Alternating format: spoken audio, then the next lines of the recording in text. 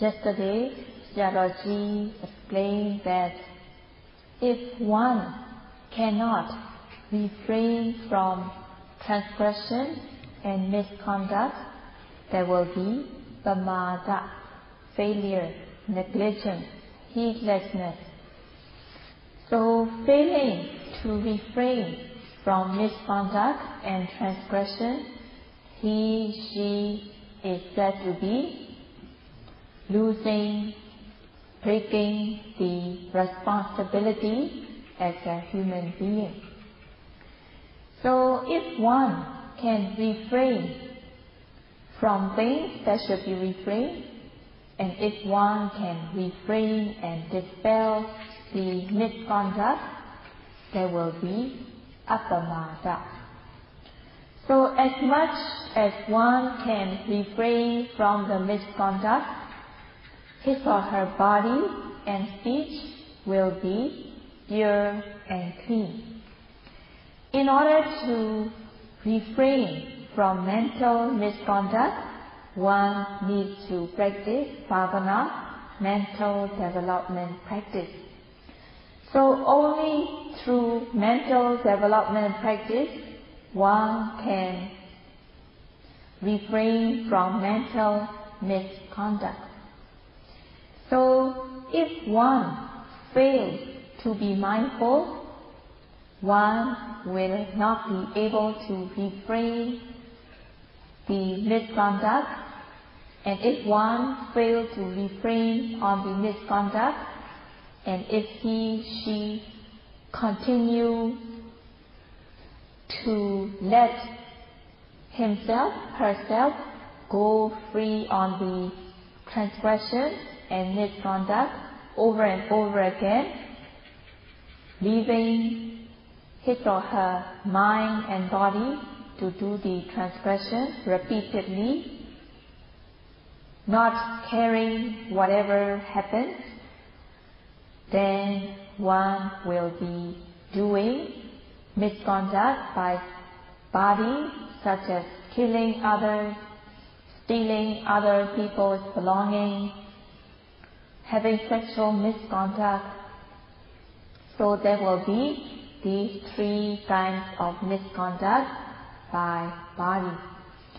So if one is thinking about killing others, and if he, she also kill being, then he, she is letting himself, herself go free on the bodily misconduct.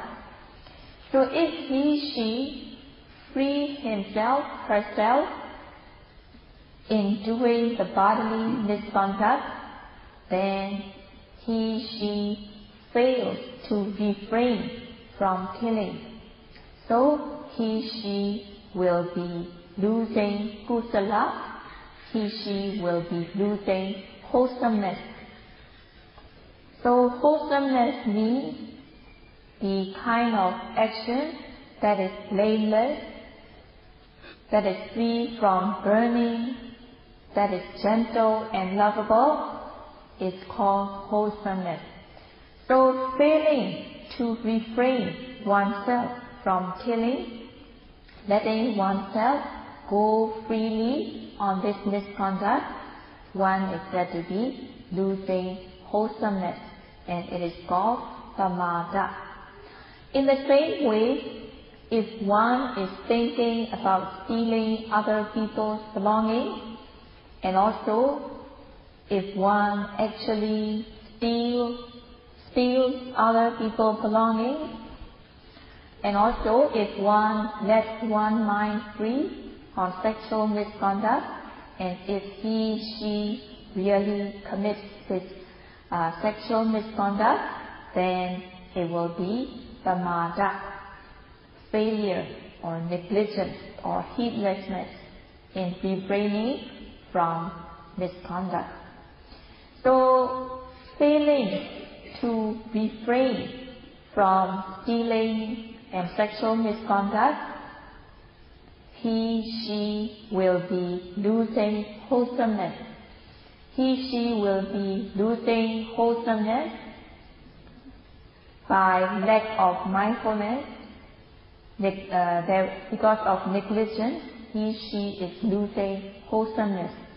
So in this way, the person is losing this purity, gentleness, lovableness.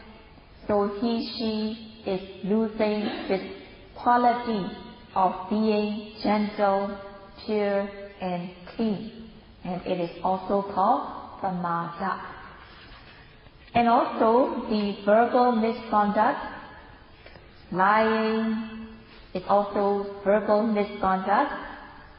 So if one lets oneself go freely on the verbal misconduct, such as lying, slandering, harsh speech, cursing, saying frivolous talk, senseless talk. So if one lets oneself commit freely on these verbal misconduct, then one is losing wholesomeness, because one fails to refrain from the verbal misconduct.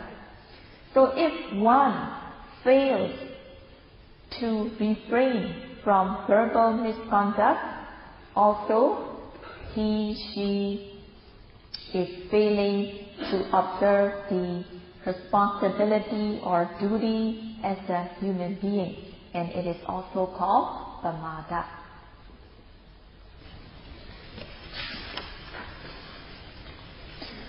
So in the same way, if one is wanting to take other people's belonging by force, if one is wishing that other people be ruined, and also with envy and jealousy, wanting to give trouble to others, and having wrong belief that good deeds do not bring good results, bad deeds do not bring bad results. So these are mental misconduct.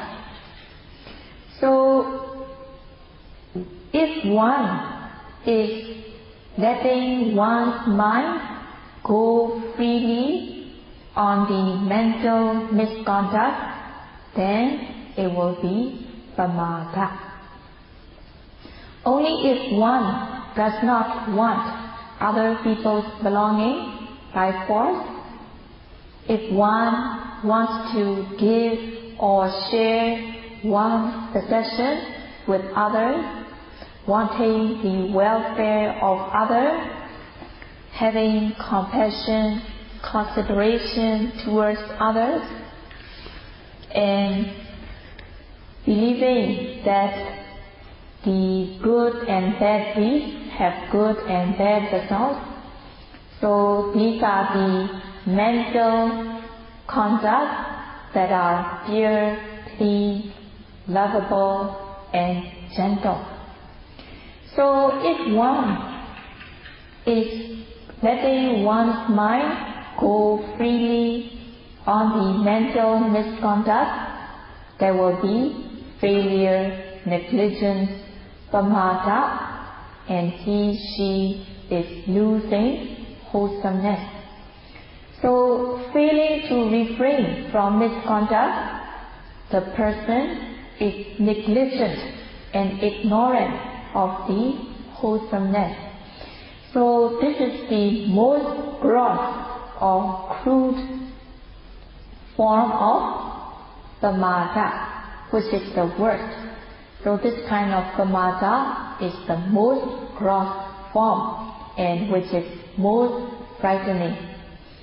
So in the world, because people are committing misconduct by body, speech and mind, that's why she is ruining his or her own world, and she is disturbing the surroundings.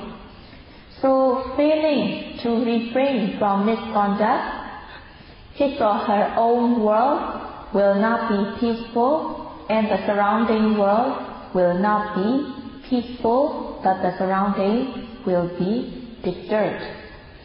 So if one can refrain from this misconduct by body, speech and mind, his or her own world will be peaceful as well as contributing peace to the surrounding world.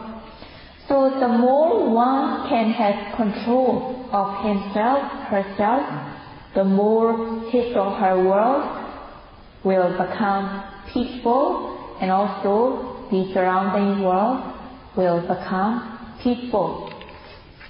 So each and every one of the human beings must build up the peaceful world, starting from oneself. So one should build up one's own world to be peaceful and contribute to peace in the surrounding. In this way, one should build up the peaceful world part by part, bit by bit, so that there will be a whole new world of peace. So this kind of peace will be practical. So what differentiates between a Bala, a foolish person, and Paṇḍitā, a wise person, is based on Pamāda and Apamāda. So based on Pamāda and Apamāda, one is differentiated whether the person is a Bala or Paṇḍitā. So the habit, the disposition and personality of a Bala, foolish person, and Paṇḍitā, wise person, are different based on Pamāda and Apamāda. And it is said that the path that the foolish person walks on is burning just like fire. So the path that the foolish person walks will be left burning. And the opposite of it is that the path that the wise person walks will be cool and peaceful. So this is what is mentioned in the text.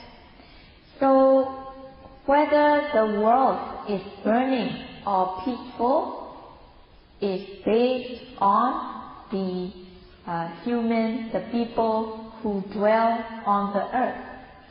So in the world, if there are a lot of Bala, a lot of foolish persons, then the world will be burning and suffering. So if the world has a lot or more of the wise person, then the world will be peaceful.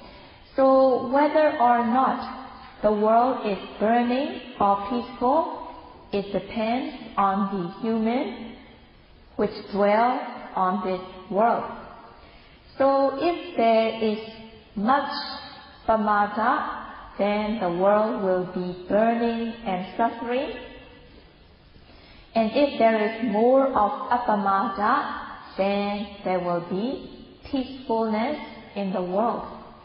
So Apamāda, the state of Apamāda, will beautify the person, and also she will be decorating or beautifying the surrounding, so that the surrounding will be peaceful and beautiful with Apamāda. So if one observes Sila, morality, she will not be losing happiness, well-being or comfort wherever she wherever he, she is reborn. So by refraining from things that should be refrained, with having or holding apamada, refraining from things that should be refrained with the hold of apamada, his or her body and speech will be gentle, pure, clean, gentle, tame, and lovable. So in this way, he, she will not be losing happiness, well-being, or comfort. To explain it in more detail, a wise person who adorns himself, herself with Sila will be happy, peaceful, comfortable, and well in whatever life he, she is in. So this Sila, morality, is the adornment, or it is kind of like costume or jewelry that will beautify his or her life. And wherever he, she goes, he, she will be happy with joy. And because his or her precept is pure and clean, whenever he, she reflects on his or her precept, his or her morality, and whenever he, she reflects about overcoming the internal enemy and being free from danger, then he, she will have piti, joy, satsati, tranquility. So in this way, based on the precepts or morality he, she is observing to be pure and clean, then his or her mind will also become pure and clean. And knowing the benefit of observing morality, knowing the benefit, he, she will cherish the Sila, he, she will value the Sila. The more he, she value and cherish the Sila, the more he, she will be careful not to break the Sila. So in this way, the more he, she observe the Sila pure and clean, his or her body and speech will become pure, clean, gentle, and lovable. So in this way, he, she can overcome the internal enemy as well as will become free from external enemy.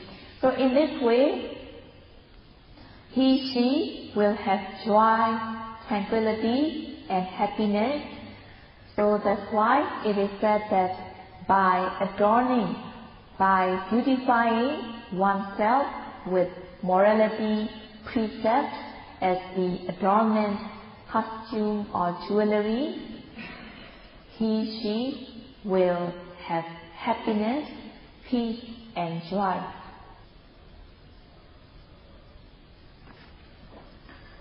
So during the Buddha's time, there was one Devata or celestial being coming to ask 4 questions to the Buddha. And among the 4 questions that the celestial being asked, the first question was Kesu Yavatara Sadu.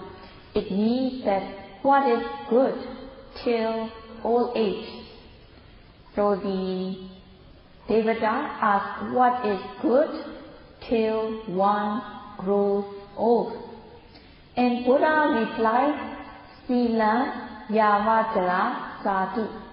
It means that Sila, morality, which is refraining from bodily and verbal misconduct, controlling oneself so that he, she will not be transgressing or committing misconduct by body and speech. So this Sila morality is good till old age, because this sila can bring benefit. So this sila is good till old age because it can bring benefit. So just now, it is said that Buddha replied that this sila, morality, is good, or in the Pali it is said that sadhu, till old age. So sadhu means good. So if that is good, one should get it. So in the text, if something is good, one should get it. And if one hasn't got it, one should look for it so that one gets it. So in the text, it explains about sadhu as sikasa sadhanato sadhu. It means that sadhu, what is good, means the kind of thing that can fulfill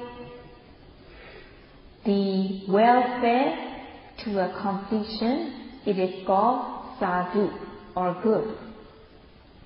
So in the society, one should work in order to have good standard of life. So one should work hard, and one should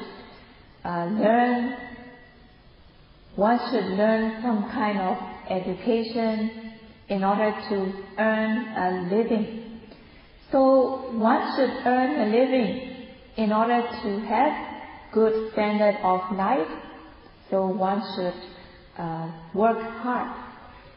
And also, at the other side, one should have this moral conduct so that one will be a true human, and one should practice so as to have a human mind and to be extraordinary human. So what is the real benefit?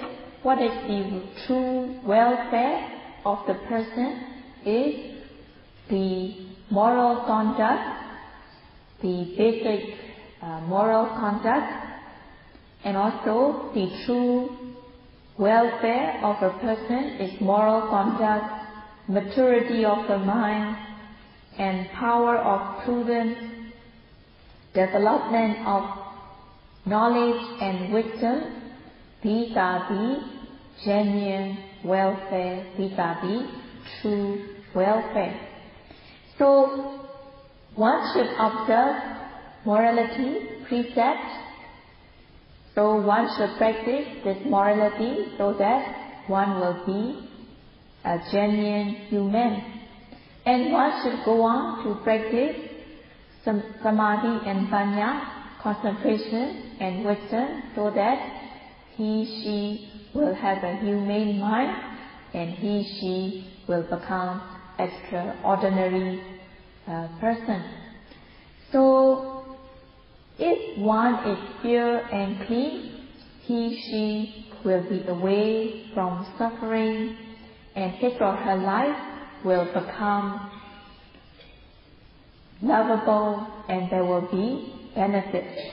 So in order to get true benefit, one should practice Sila, Samadhi and Panya, morality, concentration and wisdom. So this Sila, Samadhi, Panya, morality, concentration and wisdom can really fulfill the genuine welfare of a person. That's why it is called sadhu, because it can fulfill the genuine welfare of a person. So in order to get benefit, one should try hard so as to get these benefits, so that his or her welfare will come to a completion. So in order to get the genuine welfare, in order to fulfill this genuine welfare, one needs to practice this Sila Samadhi Panya. So this Sila Samadhi Panya will make the genuine welfare complete and fulfilled, and it is called sadhu. So living in a society, whether one lives alone or in a family or a group, one needs to make a living. One needs to earn so as to make a living. If one does not make money or earn, then one cannot make living, and he/she will be poor. And if he/she loses what he/she has earned also, one will become poor. So one needs to earn so that he/she can make a good living. If one earns, if one make business and try hard, and if one gets the kind of property that cannot be perished, or if one gets the kind of property that is firm and steady, then it will be good for his or her life.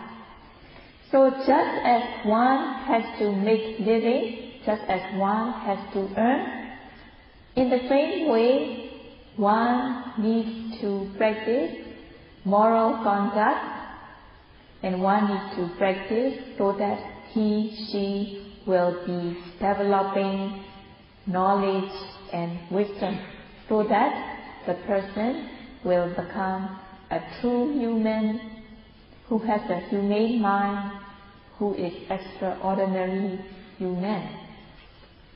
So if one does not earn, or if one does not work, he/she will be poor and suffer. So in the same way, one needs to do Dhamma business by practicing Sila Samadhi Panya, so that his or her body, speech and mind will become pure, clean, tame, gentle and lovable.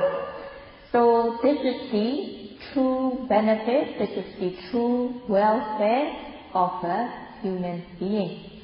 So if one fails to practice Sila Samadhi Panya, he/she will not be getting any kind of pure, clean, gentle behavior by body, speech and mind. So that's why it is important to practice Sila Samadhi Panya. So one needs to do this Dhamma business by practicing Sila Samadhi Panya. So this Sila Samadhi Panya is the true welfare, it is the genuine welfare of a person.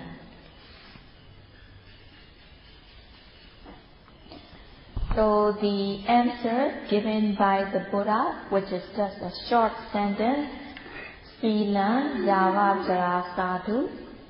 So what the commentator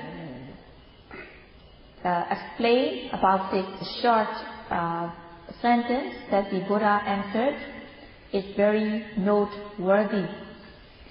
So what the commentator said is that in the world there are jewelry such as pearl or diamond. So usually the kind of jewelry that is made up of pearl or diamond is good to be adorned when one is still young. So at the time of youth, it is suitable for a person to be adorned with this kind of jewelry such as pearl, gold and so on. But when an old person dress up himself, herself with this kind of jewelry made up of this made up of gold, pearl, and so on, then this old man or old lady will get criticized by others,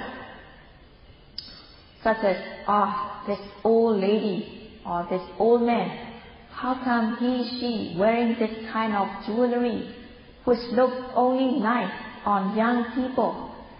So is she going crazy, or is she going crazy, or why does this old man or old lady want to look young again? So these old people will be criticized by others if she dressed up herself with this kind of jewelry that only looks beautiful on young people. But Sila, morality, looks nice on everyone, young or old. So Sila is the kind of jewelry or costume that looks nice on anyone of any age. So that is true. Sila or morality is good for all ages. So Sila is suitable for all age, young, middle, and old. So if a young person is observing Sila, there is no one to criticize or blame that why should a young person be practicing Sila. So nobody is going to criticize or blame. And if a middle-aged person is observing Sila, no one is going to criticize or blame him or her. If an old-aged person observes Sila, nobody is going to criticize or blame. So that's why it is said that Sila suits any age. Sila suits both, all ages, young, middle, or the old. So by practicing this Sila systematically, his or her body and speech will become pure, clean, gentle, and lovable. And so that's why Sila fits everyone. Sila fits all ages. So observing Sila is just like the word Tena Pilotika. Tena Pilotika means there is no tear, no wear, so that it does not need to be mended or fixed.